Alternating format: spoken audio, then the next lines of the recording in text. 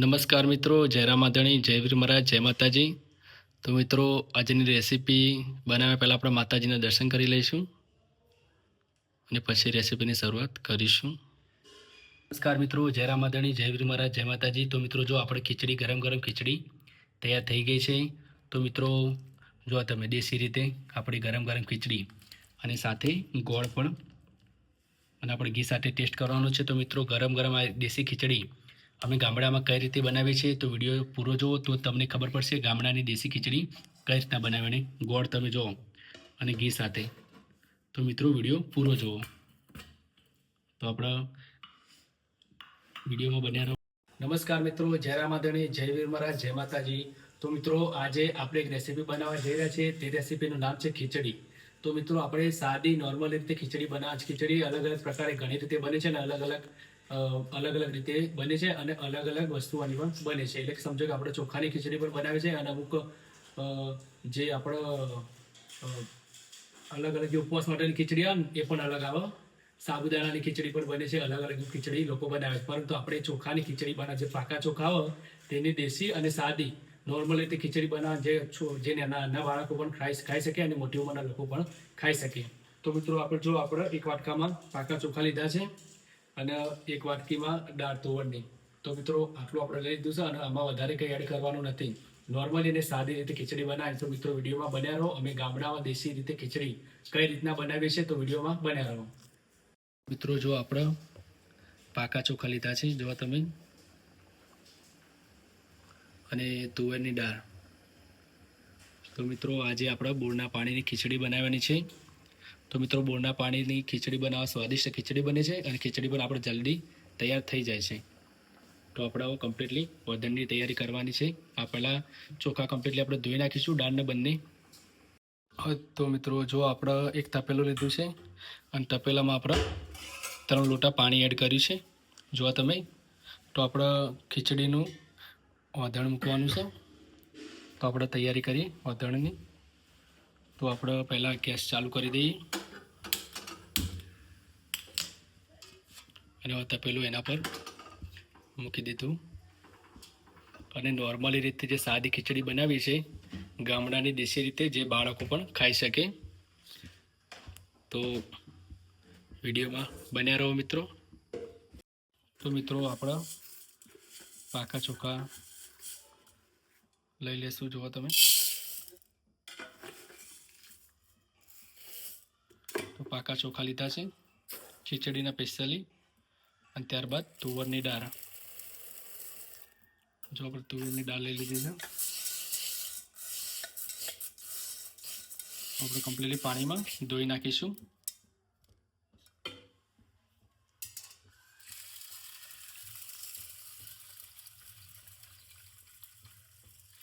મિત્રો, જો આપણે કમ્પ્લીટલી ચોખા અને તુવેરની દાળ ધોઈ નાખી છે. ધોવા તમે કમ્પ્લીટલી. અને આપણું વધણ હજી આવ્યું નથી. જુઓ તમે, તો વધણ કમ્પ્લીટલી આવે ત્યારબાદ આપણે ચોખા અને દાળ એડ કરીશું. તો મિત્રો, જો આપણે કમ્પ્લીટલી વધણ આવી ગયું છે. જો તમે, દેખાય છે તમારું વધણ? તો આ રીતના આપણે પાણી થાય એટલે સમજી લો કે વધણ આપણું કમ્પ્લીટલી રેડી થઈ ગયું છે. અને મિત્રો, ખાસ એ જણાવો કે આપણે બોરના પાણીનું વધણ મૂક્યું છે. તો બોરના પાણીનાથી ખીચડી પણ સારી બને, સ્વાદિષ્ટ. તો આપણે હવે ચોખાને દાળ એમાં એડ કરીશું.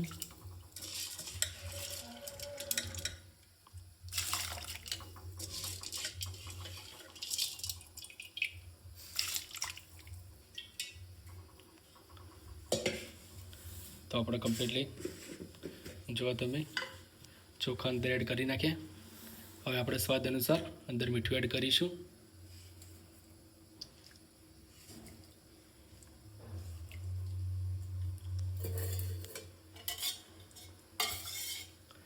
ત્યારબાદ આપણે ઘી એડ કરીશું આમાં.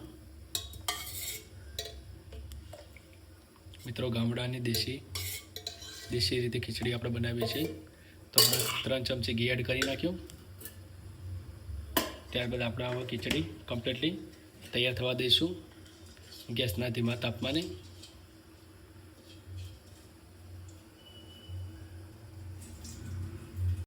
તો તો મિત્રો જો આપણી ખીચડી તૈયાર થાય છે સાદી રીતે. આપણે ઉપર કંઈ ઢાંકવાનું નથી અને આ રીતના ખીચડી તૈયાર કરવાની છે.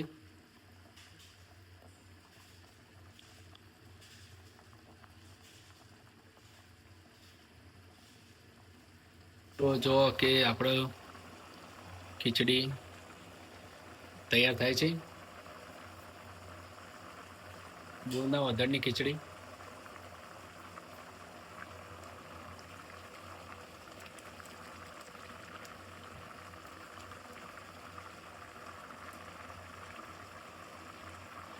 જો આપણે 50% ખીચડી આપણી કમ્પ્લીટલી રેડી થઈ છે. મિત્રો દેશી અને નોર્મલ રીતે બનાવે છે ખીચડી.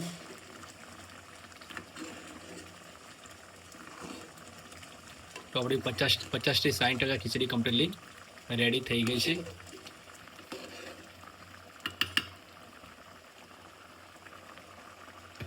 મિત્રો જુઓ કે આપણે કમ્પ્લીટલી ખીચડી રેડી થઈ ગઈ છે, જે સાદી રીતે અને નોર્મલી રીતે અમે ગામડામાં દેશી રીતે બનાવી છે. તો જુઓ તમે, ખીચડી આપણી કમ્પ્લીટલી રેડી થઈ ગઈ છે. તો મિત્રો આપણે સિંગ તેલ સાથે પણ ટેસ્ટ કરી શકીએ, દૂધ સાથે પણ ટેસ્ટ કરી શકીએ અને ઘી સાથે પણ આપણે ખાઈ શકીએ.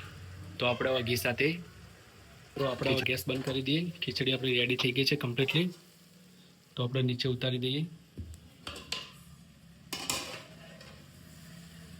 નમસ્કાર મિત્રો, જય રામાધણી, જય મહારાજ, જય માતાજી. તો મિત્રો જો તમે આજે આપણે રેસીપી બનાવી છે સાદી રીતે અને નોર્મલી રીતે દેશી ખીચડી બનાવી છે. તો મિત્રો બાળકો પણ ખાઈ શકે અને જે મોટી ઉંમરના લોકો એ પણ ખાઈ શકે. તો આપણે દેશી રીતે ખીચડી બનાવી છે. તો જો તમે, ખીચડી આપણી કમ્પ્લીટલી સરસ રીતે તૈયાર થઈ ગઈ છે. તો આપણે ઘી સાથે ટેસ્ટ કરવાનું છે.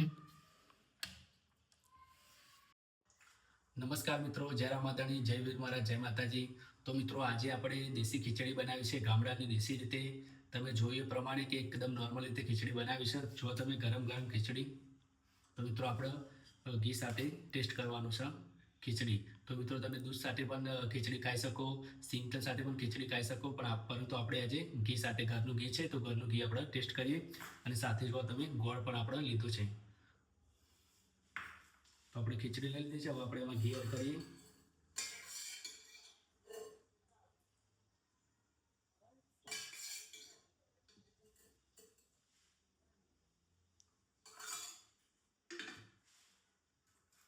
તો જો મિત્રો ગોળ પણ આપણે એડ કરીએ.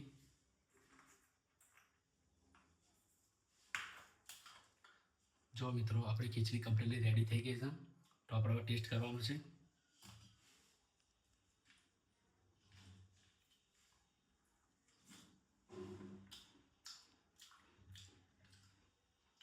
તો મિત્રો દેશી ખીચડી સાથે ગોળ અને ઘી સાથે ખાવાની બહુ જ મજા આવે, બહુ સ્વાદિષ્ટ લાગે છે. તો તમે પણ આ રીતના બનાવવા માંગતા હતા વિડીયો પર અમારી કમ્પ્લીટલી ખીચડી બનાવો તો સરસ બનશે. અને અમારી જયવીર ઓફિશિયલ ચેનલ પર આવવા બદલ તમારા બધા હાર્દિક અને દિલથી સ્વાગત કરું છું. તો જો તમે આગળના વિડીયોમાં સપોર્ટ કરો છો, તેવા વિડીયોમાં પણ સપોર્ટ કરતા રહેજો મિત્રો. તો મળીએ નેક્સ્ટ વિડીયોમાં. જય રામાધણી, જય વીર મહારાજ, જય માતાજી.